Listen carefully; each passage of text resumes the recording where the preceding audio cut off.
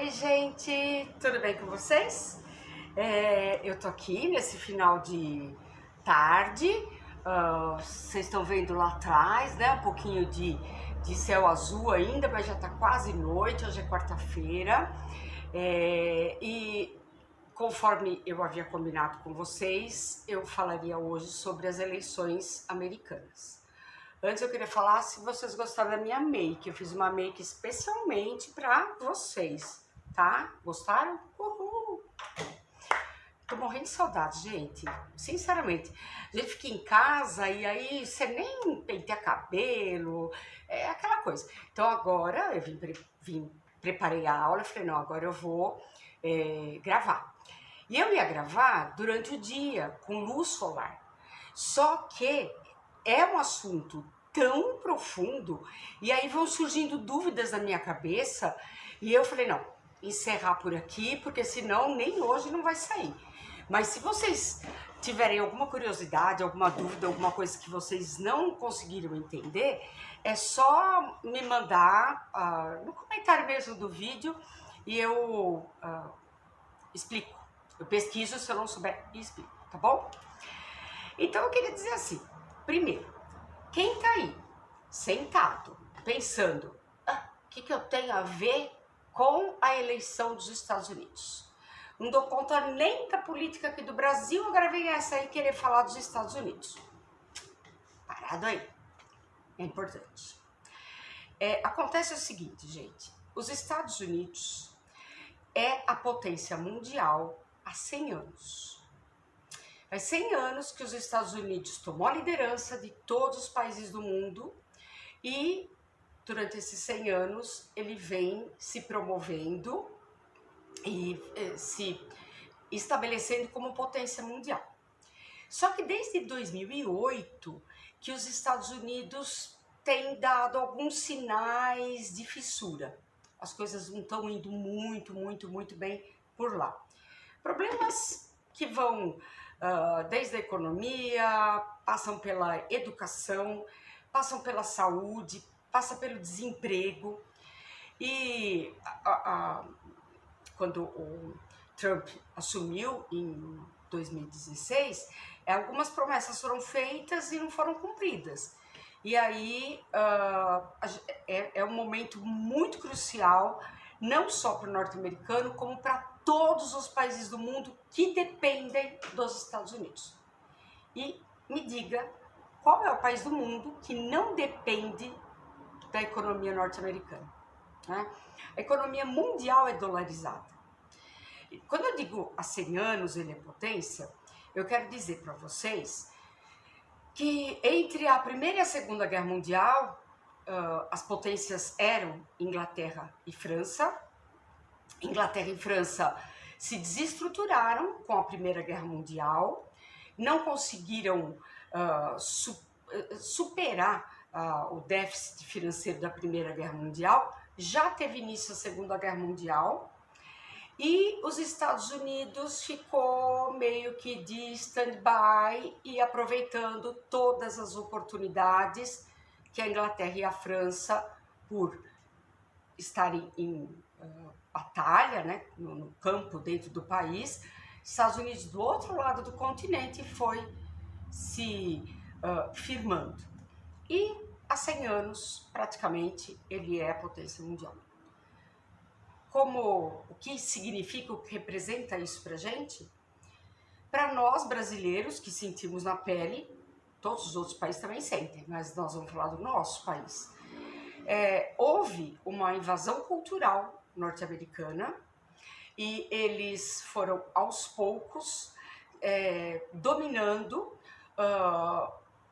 o cenário cultural, que eu acho que é o pior cenário a ser invadido, né?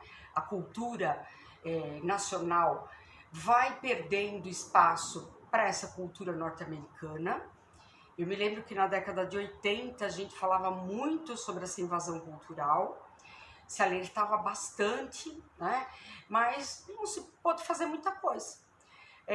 Nós temos o domínio na música, o domínio no cinema, né? O domínio na língua, as frases escritas nas camisetas e os termos que são usados, e a gente, quando menos percebeu, estava dominado pelo norte-americano, né? A gente não vai abrir aqui detalhes disso, porque o assunto é a eleição. E então a gente sabe que esse país, que é potência mundial há 100 anos, está fragilizado. As fissuras estão ficando cada vez maiores. E o mundo todo vai acompanhar essa eleição com muito cuidado, porque dessa eleição dependem políticas que vão se desdobrar para esses países, né? Quando eu falo disso, né, gente, eu acho engraçado porque, assim, a gente vê eleição em tanto país, né, e a gente não acompanha. A gente sabe lá quem foi eleito, etc., mas a gente não acompanha. E a eleição norte-americana, ela é acompanhada passo a passo. E vamos combinar que é uma eleição complexa, não é nada simples. Já vou falar de como é a eleição. Nesse primeiro momento eu queria só, então, chamar a atenção de que eles são, de fato, muito importantes para o mundo todo. Então não adianta culpar brasileiro, né? É brasileiro, paga pau para americano, ou falar desse governo brasileiro, do outro governo que deu mais ou menos importância aos Estados Unidos, porque todos os países do mundo dependem da política americana. Não é tão simples assim de pensar, de resolver, né? Só para vocês lembrarem, né? Os Estados Unidos é sempre o primeiro país que chega em qualquer conflito mundial. Então, tem um conflito, sei lá, um país lá da Ásia, países vizinhos, o primeiro a chegar lá são os soldados americanos. Existem guerras civis, o exército americano está lá para dar um respaldo. Isso tudo, gente, faz com que esses países que recebem ajuda militar se entreguem para esse governo, né? Para essa potência. Ao longo da história a gente viu um monte de guerras, né? Muitas. A gente poderia elencar aqui uma série de guerras que os americanos tiveram envolvidos sem estar diretamente envolvidos. Quer dizer, eles foram lá prestar um serviço para um lado ou para outro, né? Hoje, os Estados Unidos estão envolvidos em 7 conflitos diferentes.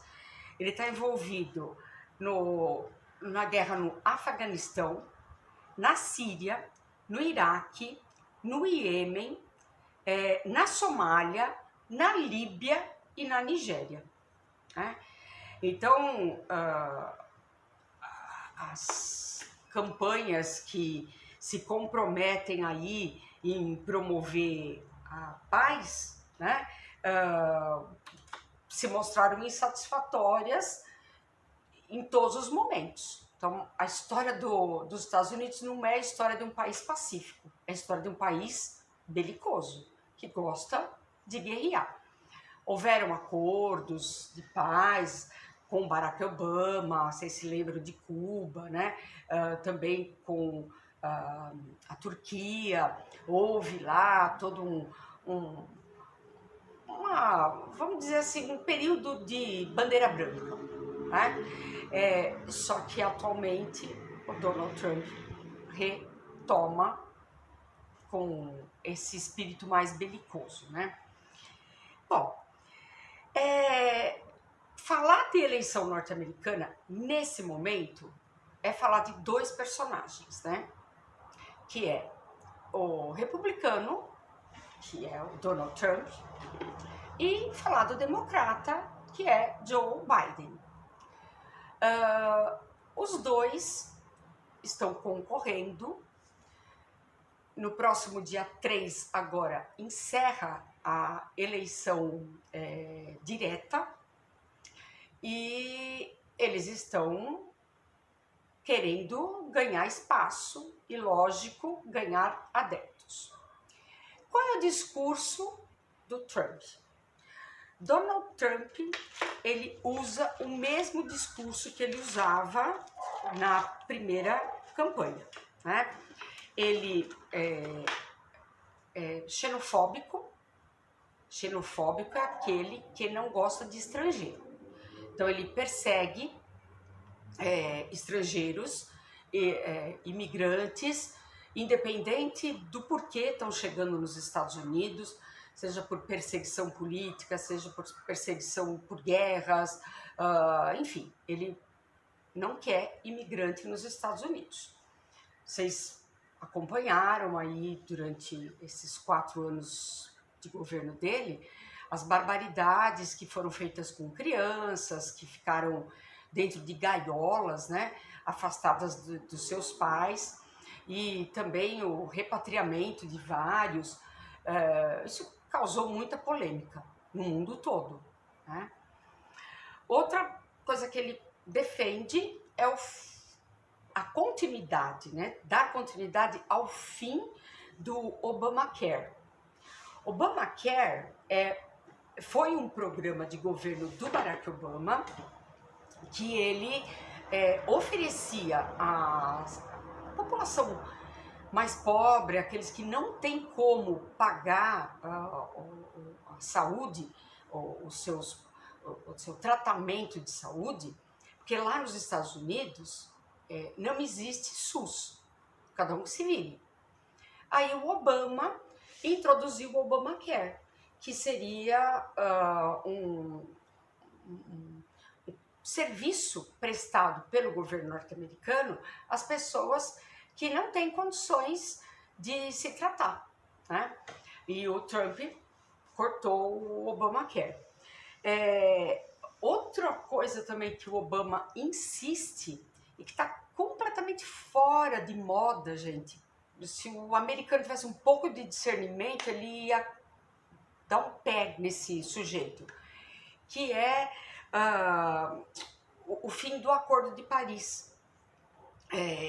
O Acordo de Paris é um acordo onde os países mais ricos, os países mais industrializados, se comprometeram de diminuir a emissão de gases poluentes no meio ambiente.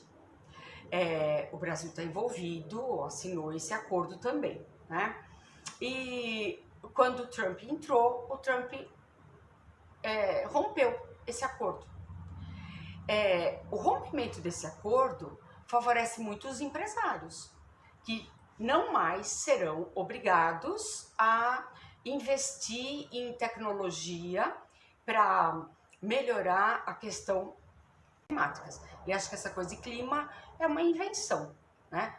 Gente, isso é ciência. A ciência prova que o planeta está aquecendo. Estados Unidos, mais do que ninguém, deveria estar preocupado. Os americanos são os que mais emitem gases poluentes, porque eles são extremamente consumistas. Se o mundo todo consumisse tanto quanto os americanos, o planeta acho que não existiria mais. Primeiro, que não teríamos mais matéria-prima, e segundo, que a poluição seria desastrosa. Ele também interrompeu um programa de desarmamento nos Estados Unidos. Vocês sabem que lá nos Estados Unidos, cada unidade da federação são 50 estados. Cada estado tem uma constituição própria e cada um pode legislar de maneira independente, mas é óbvio que se tem um governo central que desce uma medida, que tasca lá uma lei, os estados acabam tendendo para essa. O Trump favoreceu a entrada de armas a compra de armas facilitou. Segundo os estudos, diz que nos Estados Unidos hoje, muita gente que nunca tinha pensado em ter armas, então uma faixa socioeconômica, uma faixa sociocultural da população que nunca pensou em fazer uso de armas, ter uma arma em casa, hoje já tem, já mudou a cabeça, né? Então a cultura da arma se fez presente ali em vários estados e a coisa aumentou muito o número de americanos que usam armas. Então, por um lado, a gente tem o Trump com esse pensamento, né? Quer dizer, pouco se lixando para o meio ambiente, pouco se lixando para a saúde do povo, pouco se lixando para as armas, pelo contrário, ele está incentivando as armas e esse negócio de armas implica na imigração. Então tem muito imigrante ilegal que passa a ser perseguido, ele é homofóbico, xenofóbico, né? Ele é machista, ele é contra as mulheres, várias coisas provam, né, o quanto ele desdenha a mulher. E as coisas, até no aspecto religioso, tem vários conflitos, que não é com a arma que vai se resolver, isso, pelo contrário. Então, muita coisa que o Obama tinha ganho nos 8 anos de governo, o Trump destruiu em 4 anos. Então, esse é um candidato. O outro candidato é o Joe Biden. Joe Biden, se você não ligou, né, se você ainda não prestou atenção no noticiário, o Biden, ele foi o vice-presidente do Barack Obama.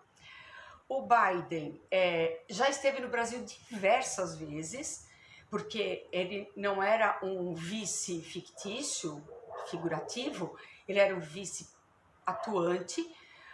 O Obama destinou ao Biden o intercâmbio com alguns países, entre eles o Brasil. Então o Biden veio diversas vezes para cá, durante o governo da Dilma, durante o período de governo do Obama, para acompanhar negociações, para acompanhar o andamento de projetos aqui do Brasil, né? Porque tem, olha, gente, pela primeira vez na história da corrida presidencial norte-americana, um presidente se preocupa em mencionar o Brasil durante as suas discussões públicas, nos seus debates, né, políticos.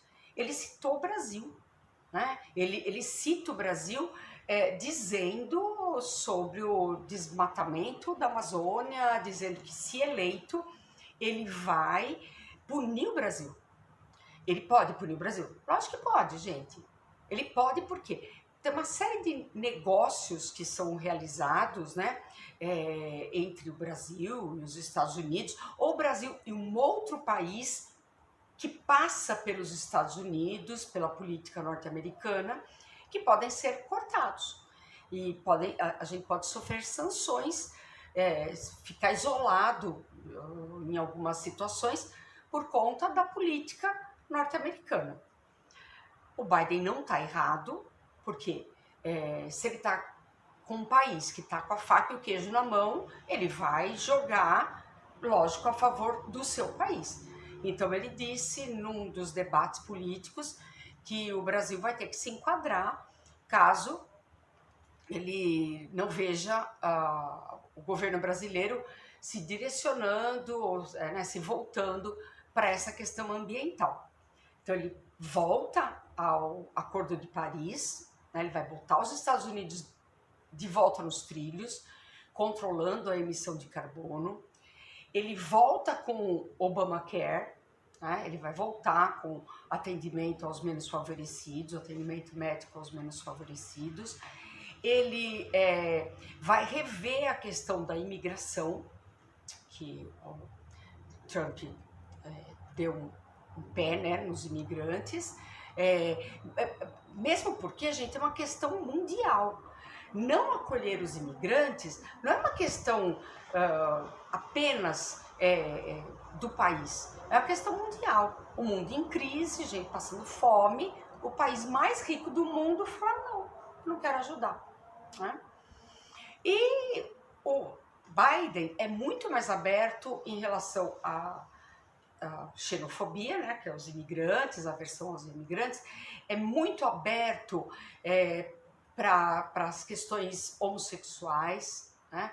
Ele não é machista, pelo contrário, ele tem uma abertura maior, um relacionamento melhor aí com relação às mulheres, e é completamente contra ao uso de armas de maneira indiscriminada, né? Então, estamos aí.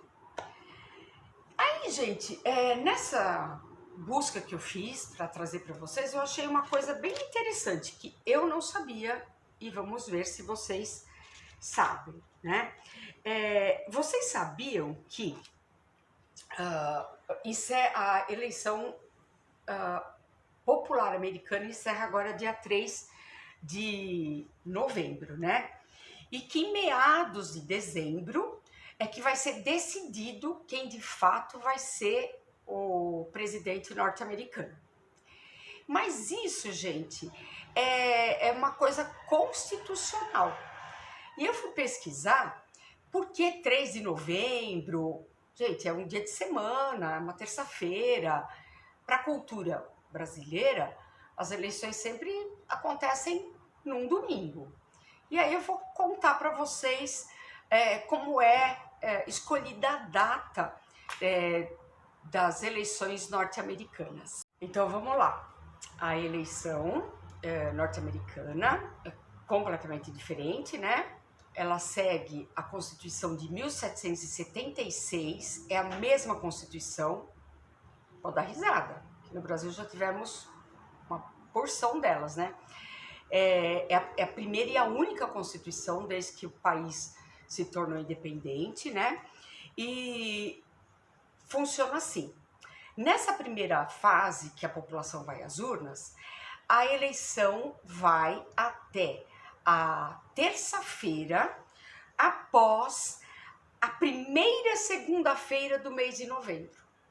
Então, todo ano que tiver eleição norte-americana, saiba você que o último dia, vai ser numa terça-feira, que vai acontecer após a primeira segunda-feira de novembro. Essa encerra a primeira fase, né?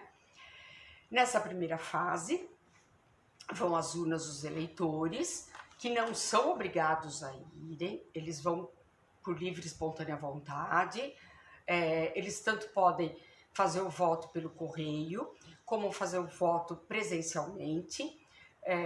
O voto pelo correio é muito comum, principalmente pessoas que têm problema de locomoção.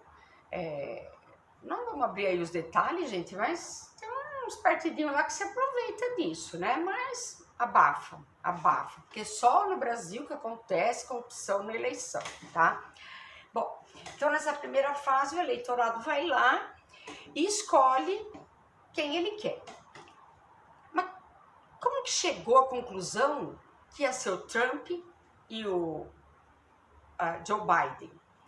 Teve uma prévia nos Estados Unidos no mês de junho do ano da corrida eleitoral. No mês de junho, todos os partidos políticos lançam seus candidatos. Todos os partidos políticos. Não tem só dois? Não. A gente ouve falar muito de democratas e republicanos, né? A gente só ouve praticamente falar desses dois partidos. Mas não é assim que funciona lá. Existem outros partidos. Para o seu conhecimento e espanto, tem o Partido Verde, tem o Partido Comunista, né? Existem outros partidos. É que dominam esses dois. Os republicanos, que tem como seu representante na corrida o Trump, e os democratas, que têm como representante o Joe Biden. Como é que ficou decidido isso? Numa prévia. Então, os partidos políticos, todos os partidos políticos, como eu disse, existem outros, fazem uma prévia, né? E cada partido político apresenta mais de um candidato, não é só um candidato, né? Por exemplo, agora, né, além do Joe Biden, tinha o Bernie Sanders e a Tulsi Gabbard, que era uma mulher também muito articulada, que corria na prévia. Só que na prévia deu o Joe Biden pelos democratas, e ele então é que representa. Então, nessa prévia, em junho, né, os presidenciáveis se apresentam, vão para debate, correm o país para lá e para cá para se apresentar. E aí, cada estado tem um colégio eleitoral que faz as escolhas. E das escolhas ficaram Joe Biden e o Trump para serem os candidatos finais, né? Gente, é muito complexo. Olha, eu nem sei quantos minutos eu já estou aqui falando. É que eu não queria fazer aula muito longa, porque senão vocês nem vão assistir, que eu sei. Bom, mas fica dúvida, me manda, que eu sei tudo. Eu só tô com pressa de explicar. Aí, gente, o povo vai até dia 3 de novembro agora, que é a primeira terça posterior à primeira